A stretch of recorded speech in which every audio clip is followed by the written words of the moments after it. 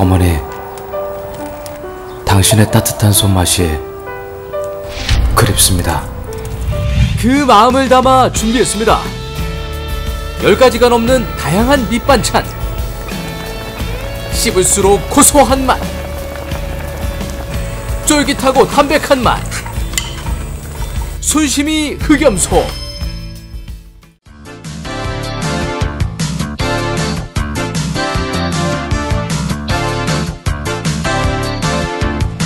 우리 지역의 뉴스 속 뉴스를 전해드리는 뉴스인 뉴스 인터넷 신문입니다. D2뉴스24의 류호진 대표 전화 연결합니다. 안녕하세요. 네, 안녕하세요. 검정 비닐 속 돈다발 소식이 많은 이들의 마음을 따뜻하게 하고 있는데요. 먼저 관련 소식부터 전해주시죠. 네, 이 내용은 이렇습니다. 돈을 잃어버린 줄 모르고 있던 할아버지가 양심적인 젊은이의 도움으로 2년 만에 돈을 되찾은 소식인데요. 경찰에 따르면 지난달 28일 오후 한 3시쯤에 이 회덕파출소에 한 30대 중반의 한 회사원이 이 검정 비닐봉투와 우편물 몇 개를 들고 찾아왔다고 합니다. 이 검정 비닐봉투 안에는 다름 아닌 현금하고 수표에서 한 450만 원 정도가 들어있는데요. 이 대덕구 읍내동의 한 아파트에 산다는 이 회사원은 이사하려고 오래된 가스레인지를 들추다가 그 돈다발을 발견을 했다고 합니다. 근데 이게 자기가 놔둔 건 아니니까 네, 그렇죠. 전에 살던 분의 돈일 것이다. 이렇게 생각을 했다고 하던데요. 네, 그렇습니다. 이 돈을 발견한 이 젊은 회사원은 2년 전에 이곳에 살던 할아버지 모습이 떠올라졌고요. 그 어르신의 돈이다 이렇게 판단을 하고 주인을 찾아달라고 파출소를 찾아간 겁니다. 경찰은 뭐 전산조회를 통해서 이제 할아버지 주소를 추적해 갔는데요. 때마침 또 한 며칠 일주일 전에 다른 곳에 이사를 갔다 해서 잠시 좀 어려웠는데 그러나 아무튼 경찰이 포기하지 않고 그 할아버지가 이 신장 투석을 위해서 병원에 주기적으로 다닌다는 말을 듣고 어떻게 보면 끝까지 찾아가서 82살 되는 그 할아버지를 찾을 수 있었다고 합니다.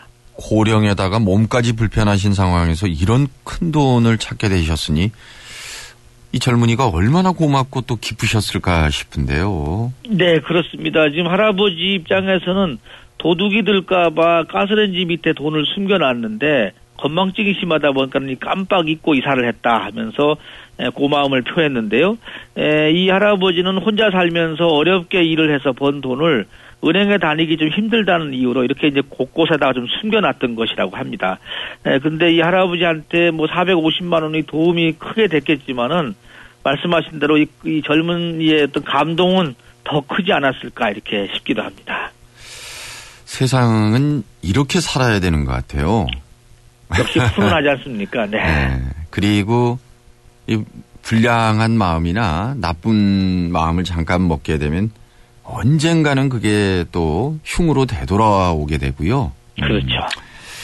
대전 도시철도 2호선으로 추진되고 있는 트램에 대한 용역을 발주키로 했다고요? 네, 대전시는 3월 중에 이 트램과 관련된 연구 용역을 발주키로 했는데요.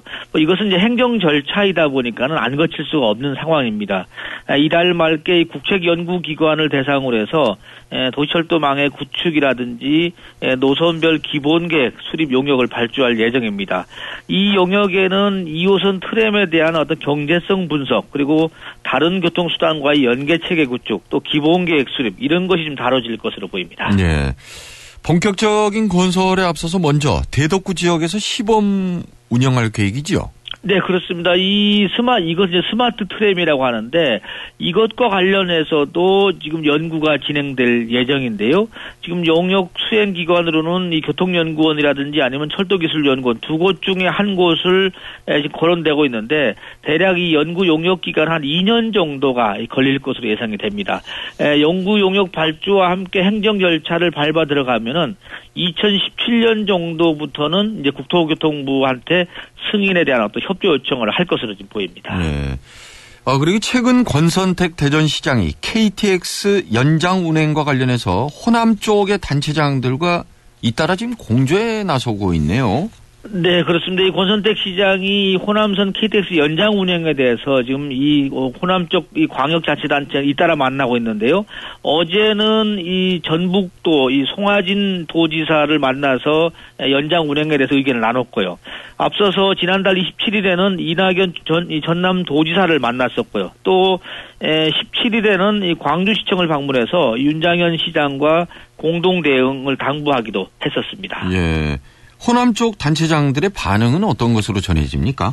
네, 우선 권 시장은 이 정북 익산에서 이제 운행이 중단되는 그 서대전역 경유 호남선 KTX 같은 경우 연장을 운행을 해야 되는 게 아니냐.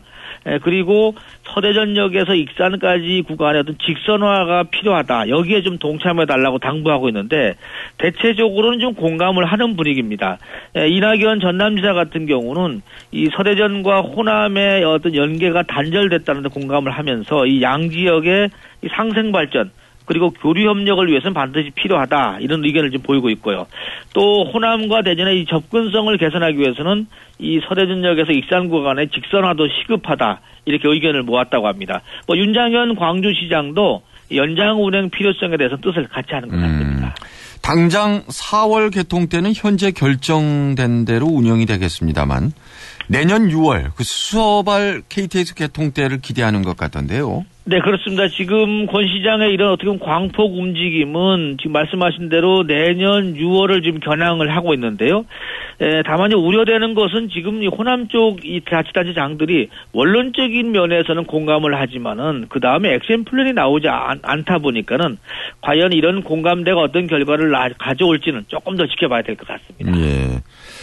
대표적인 예산 낭비 사례하면 보도블록 교체 공사를 많은 분들이 떠올리시는데 천안시가 이런 것을 막기 위해서 보도블록 이력제라는 걸 도입키로 했다고요? 네, 그렇습니다. 앞으로 천안에서는요. 설치된 지 10년이 미만된 보도블록은 절대 경비 공사를 하지 못하도록 이 조치를 취한다고 합니다. 그리고 연말에 공사가 몰리지 않도록 하기 위해서 11월 말까지 공사를 완료하는 이 클로징 11을 시행을 하기로 했다고 합니다. 이렇게 함으로 해서 지금 말씀하신 대로 이 멀쩡한 보도블록을 파헤친다.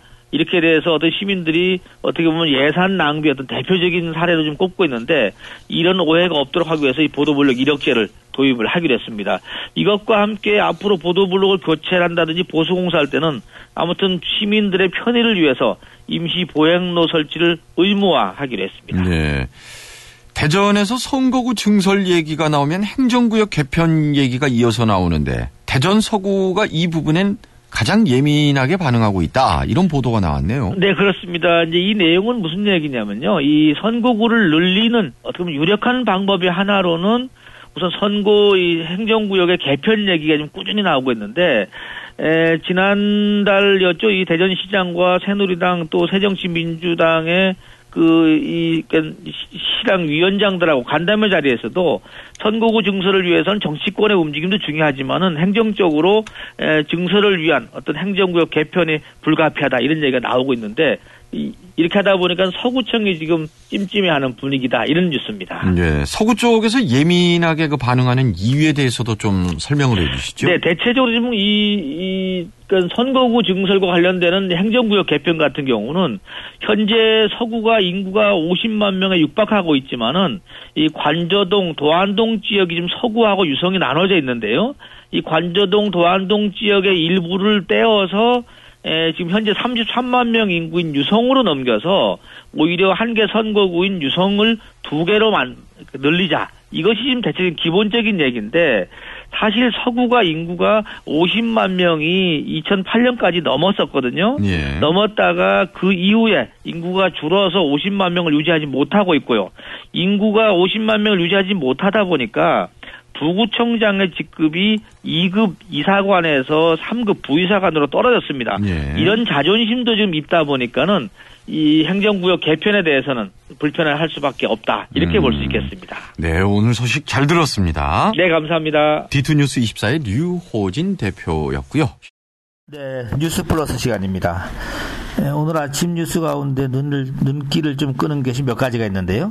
2014년도 작년도 국회의원 후원금 모금 액수가 오늘 공개가 됐는데 충청권에서는 박병석 의원이 1등을 차지했다고 합니다. 2억 9,980만 원을 모금을 했고요. 이해찬 전 국무총리였죠. 이 6선의 국회의원은 4,138만 원으로 꼴찌를 차지했다고 합니다. 대전 시민이 작년에 영화를 많이 봤습니다. 관람 횟수를 봤지만 평균 6번 정도 봤다고 합니다. 시민당 전국에서 3번째를 기록을 했다고 하네요. 대전 지역에서 이 관통죄 구제 대상, 그러니까 이게 2008년도 이후에 관통죄가 확정된 사람들 얘기죠. 관통죄 구제 대상이 120명 정도가 된다고 합니다. 그런데 과연 이분들이 재심 청구를 하겠느냐? 이 부분은 미지수라고 합니다. 한화 이글스 요즘 이 야신 김성근 감독을 영입해서 지금 상당히 지금 올해 큰 도전장을 냈는데 한화 이글스의 신임 대표에 김신현 씨가 취임을 했다고 합니다. 타이어뱅크 김정규 회장 대단합니다. 프로야구 타이틀 스폰서 계약을 확정했는데요. 3년간 한 70억 정도를 들여서 3년간 이 후원 스폰서를 계약했답니다. 앞으로는 2015 KBO 리그 타이틀 이름이 2015 타이어뱅크 KBO 리그라고 이름이 공식적으로 사용된다고 합니다. 대전 테크노파크 제4대 원장의 편광의 씨가 취임을 했다고 합니다. 네, 충청권 국회의원 후원금 쭉 나오네요. 보니까는 박병석 의원이 1위, 정우택 의원이 2위, 오재세 의원이 3위, 박완주 의원이 4위, 2억 6천, 이완구 총리죠. 2억 6천, 이인재 의원이 2억 5천. 역시 좀 오래 하신 분들이 그래도 이 후원금도 많이 걷네요. 이장우 의원도 2억 2천. 네. 정용기 의원 들어가신 지 얼마 안 됐는데도 1억 1천. 강창희 의장이죠. 강창희 전 의장이 7,600. 박범계 의원이 7,300. 이상미 의원이 7천만 원 정도를 거뒀다고 합니다. 박병석 의원이 주도하는 국회 중남미 포럼이 발족이 됐다고 합니다. 여기에는 우리나라 기업들의 어떤 중남미 해외 진출 또 우호 협력 관계 증진을 지원하기 위해서 만들어진 초당적인 조직이라고 하는데요. 95명이 참여를 했다고 합니다. 이 포럼에. 네, 최경환 부총리 겸 기획재정부 장관이 공동대표, 박병석 의원과 함께 공동대표를 맡은 것 같습니다. 새마을운동 서구지회장의 정상수 씨가 취임을 했네요. 네. 이상 플러스 뉴스 마치겠습니다.